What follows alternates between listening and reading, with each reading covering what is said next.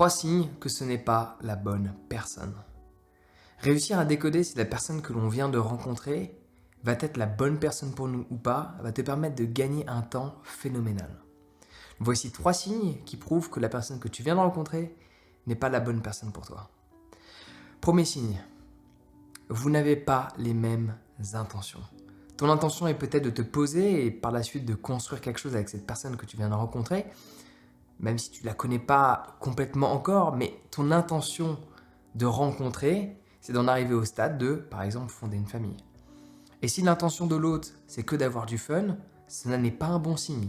Évidemment, ça ne veut pas dire que la personne ne va pas changer d'avis, n'aura pas par la suite peut-être des intentions différentes, mais à l'instant T, il vaut mieux s'en méfier, parce que tout le monde ne change pas d'intention.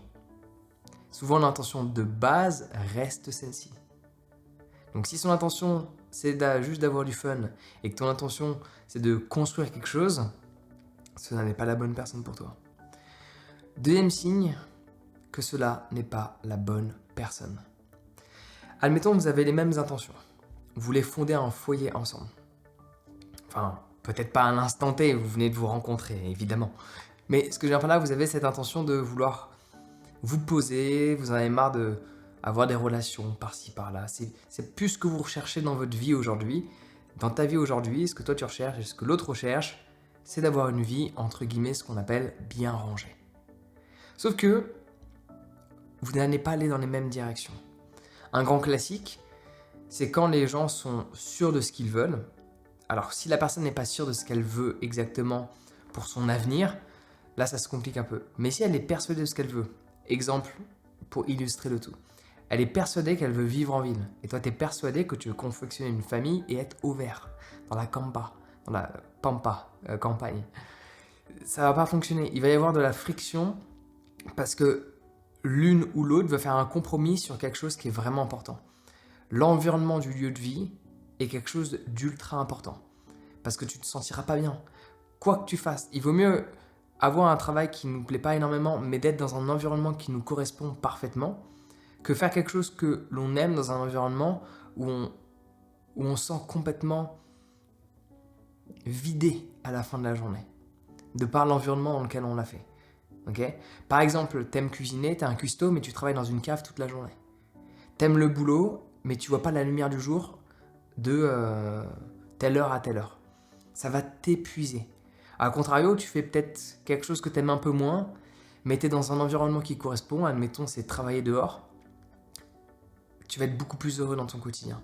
L'environnement est une des choses les plus importantes à prendre en considération. Donc évidemment, quelle est la direction que vous allez prendre? Quelle est la direction que toi tu veux prendre? Que ce soit le lieu de vie, que ce soit...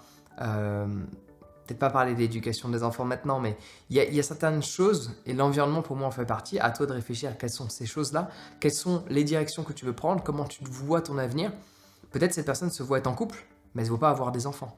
Et en fonction de qui tu es, de l'âge que tu as, des réflexions que tu te fais, de la biologie de ton corps, et ainsi de suite, cette personne n'en veut pas, plutôt que se mettre avec elle et espérer un jour la convertir pour en avoir, ça pourrait être bien peut-être d'avoir un autre partenaire qui, lui, veut des enfants. Peut-être pas à l'instant T, mais il se voit en avoir dans l'avenir.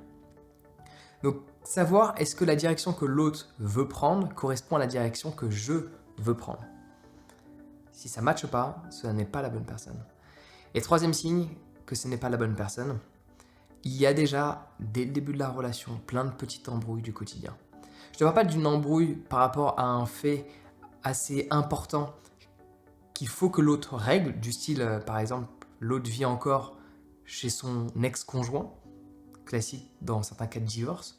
Évidemment, il peut y avoir synonyme d'embrouille parce qu'il faut quitter cette situation. Je ne te parle pas de ça. Je te parle du type d'embrouille, de choses qui arrivent de base dans les couples 5 ans plus tard. Genre, on s'embrouille pour la vaisselle, on s'embrouille pour un torchon, enfin, des embrouilles qui servent à rien.